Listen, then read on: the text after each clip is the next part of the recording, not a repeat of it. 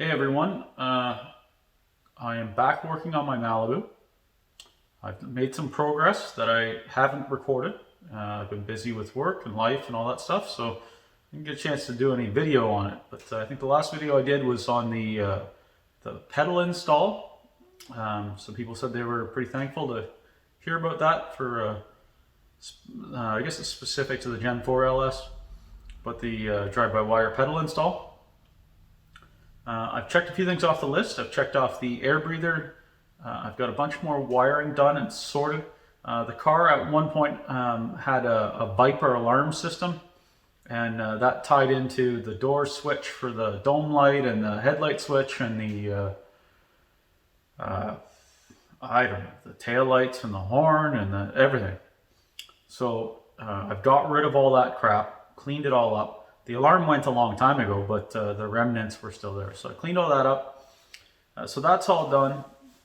I did the breather. I still have to do the coolant. I guess it's a steam vent off the engine.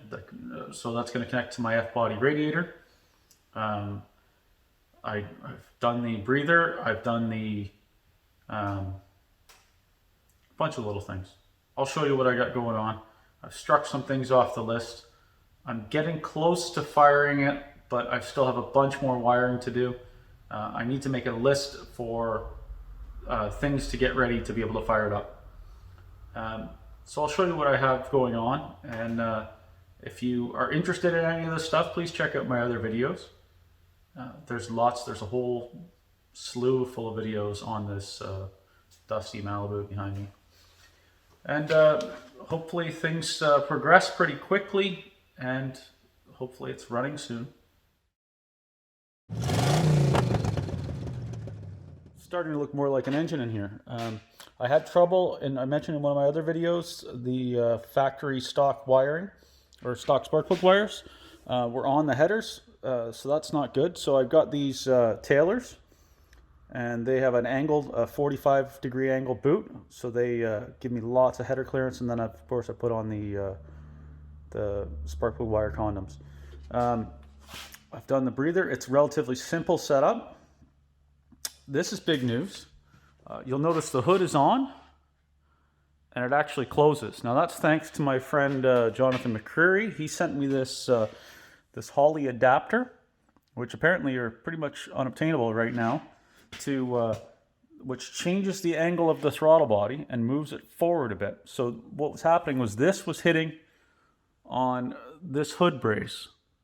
So I thought I was going to have to change that hood brace, modify it, and then repaint it. So I didn't have to do that, because with this angle adapter, it corrects this to straight, keeps the throttle body the correct orientation, and moves it forward. So it falls right into this gap here on the cowl hood. So that's fine. He also sent me this boot. So I've got a 90-degree boot there, mass airflow. You can see I made a piece of stainless. It's just a piece of 4-inch stainless. It's got the reference line for the vent that goes to the cylinder head. It's just a Spectra Amazon special air breather. And then I made a bracket that secures the whole thing, attaches to the rad support. So you can see it's definitely 10 pounds of crap in a 5-pound bag. The clearance is tight, but there is clearance, so it's not the end of the world. I did notice this nick in the belt. I might have to change that belt, because I must have nicked it. So I've got this 1/4-inch steam port from the LS. I have to connect to this 3/8 or 5/16, it looks like maybe, port on the radiator. I need to do that. I have installed my new coolant and washer bottles from Dixie Restoration Supply. I need to, right now I'm going to bypass this the heater core. I'm just going to do a loop here, because as I've mentioned in some of my other videos, I keep procrastinating with it, but this box is going to have to go. I've got to change this box. It's all caved in on the other side. My wiring is all done. My LS wiring is all done. I've taken my battery out. I got to put it back in. I had to take it out to run my winch on my car trailer. So I'll squeak by here on this side. You can see the plug wires. This is what I was talking about. So these wires were, like the red wires that I had here before, were actually right on the header. But these tailors give, I can't really pull it up, but it gives you a nice 45-degree boot and gives you tons of space. And they were, I don't know, $100 or something. They weren't that crazy. I've got a little bit of wiring here to finish up. So this heater hose, I will probably secure somehow. I've got to run the coolant hose to the bottle, the overflow to the bottle. This is where things get nasty. Yeah, so about that. I've got this all pulled apart because what I'm going to do is I'm going to order later today. There's 2 different manufacturers that sell speedometer cable to electronic signal boxes. There's 2 that I found anyways. Dakota Digital sells one, and Speed Hut sells one called the Speed Box. Now, they're roughly the same price, pretty close. And what they do is they take the electric signal from your transmission. There's a small little motor in there, and it comes with about a 3-foot cable. And the cable will connect to on the G-bodies, it's a clip style cable. The cable will connect to here, and the electric signal drives the little motor, which drives the cable, which drives the speedometer. I know that sounds like a lot, but it's really not that big of a deal. But they are expensive.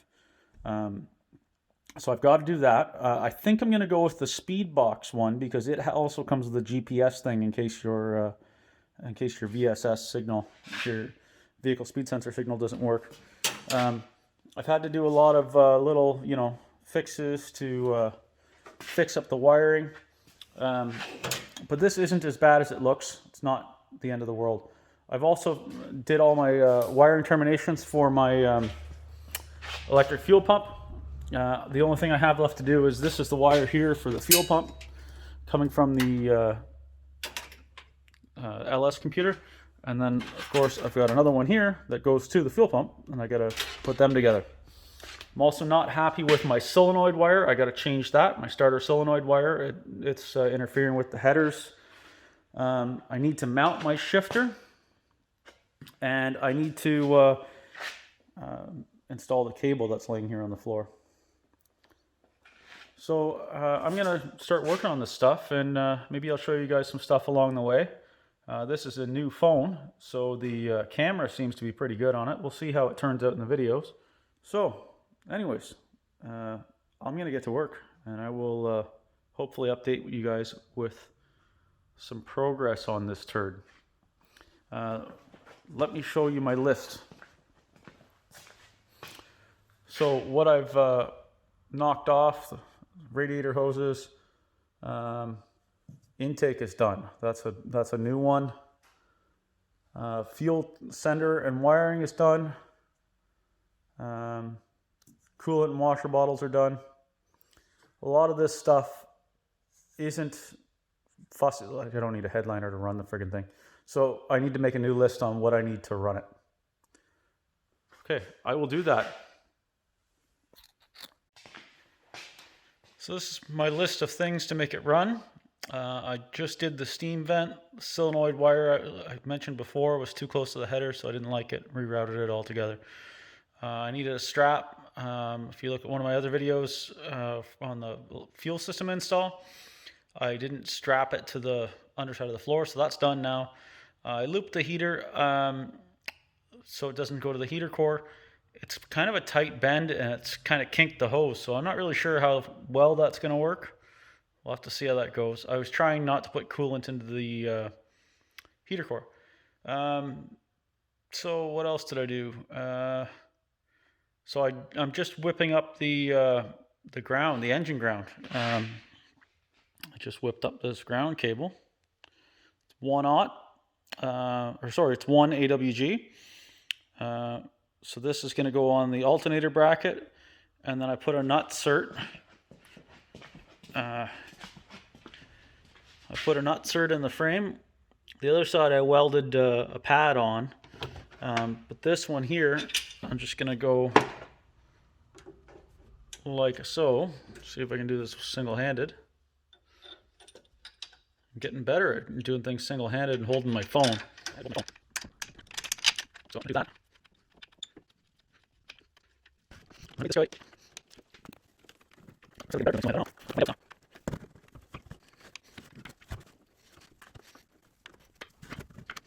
there. And then I thought I had the bolt in my pocket. Say hi to the 55. There's your 55 action for today. It's a workbench as usual. So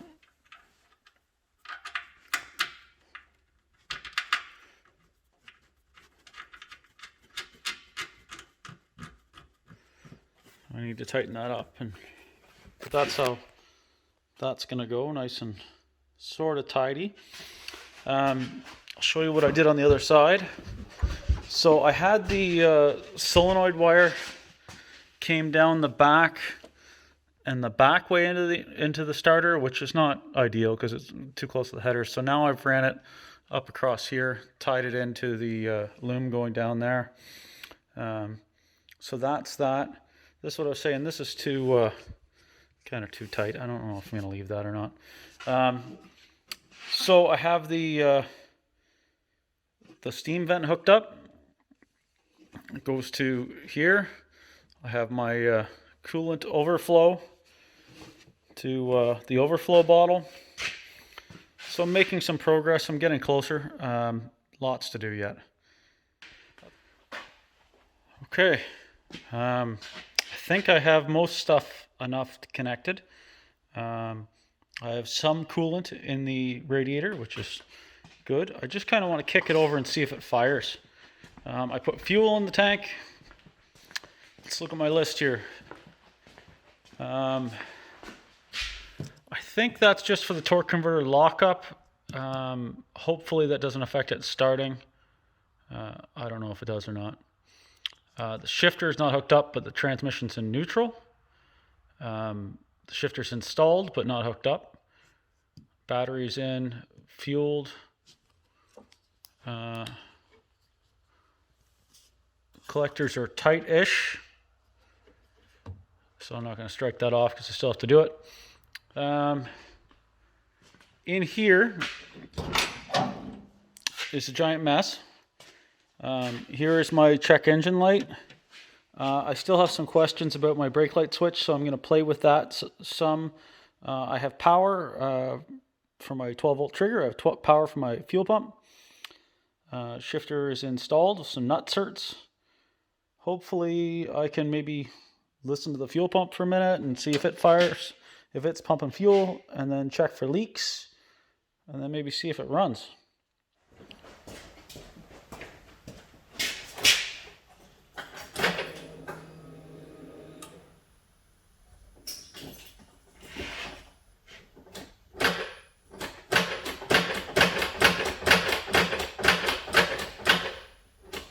We have a problem.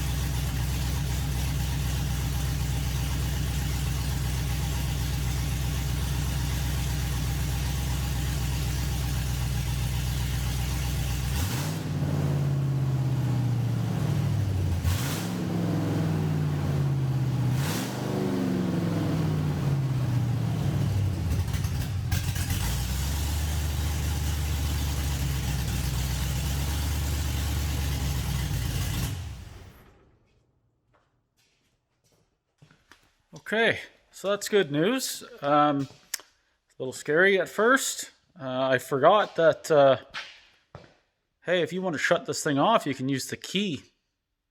I was busy trying to disconnect the battery when it was running and running around, and anyways. It started right up, fired right up, I guess the way it's supposed to. Only problem I have is that I have a problem with my steering column somehow. I'm not really sure what that's all about. The key won't turn. If you look with me here, so I can turn it and it goes one position, but it won't go to the start position, and it won't go back to the lock. So I'm not really sure what's going on there, but it lives. That's a good sign. I can't believe it. It's amazing. I'm quite happy about it, and I have a lot of work left to do, a ton of work. So I guess that's a win for this one. I'll walk you around and just show you what I got going on.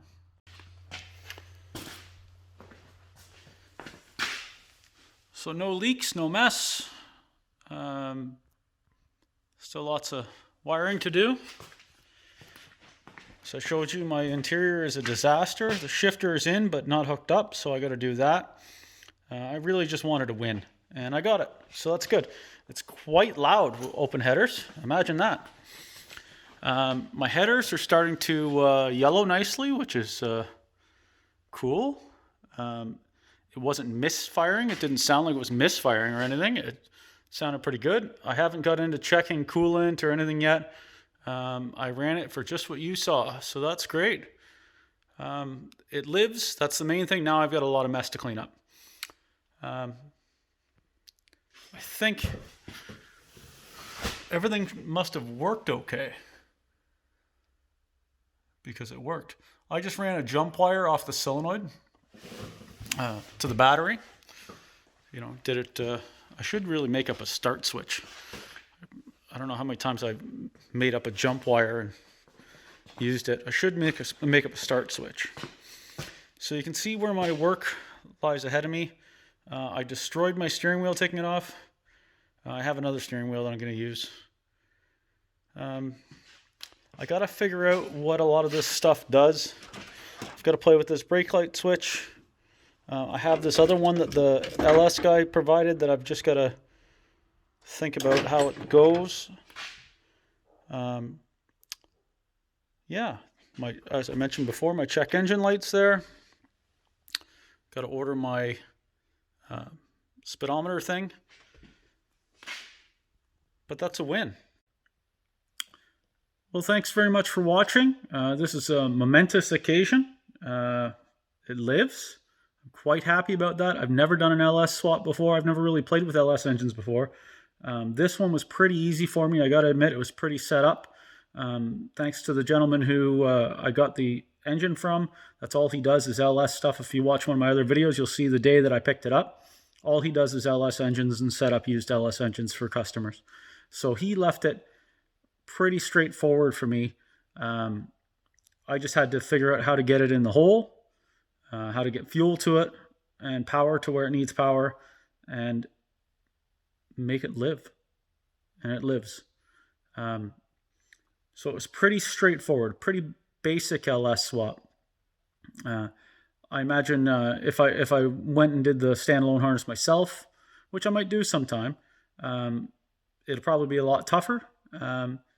But, you know, I paid for the service for the guy to set it all up and have it all running and dialed in and have like a parking lot tune or a shop tune.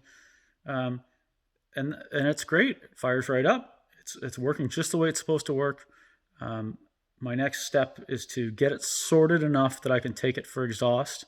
I've been talking about that for a couple of videos now. I have to take it to my buddy Greg, his shop, Cars in Lindsay, and he's going to do the exhaust for me, an X pipe, and a couple of other little tricks. It should be good. I'm looking forward to that. I've got a lot of stuff to do with the interior yet. I've got fat mat, dynamat, whatever you want to call it, to put down all throughout the interior.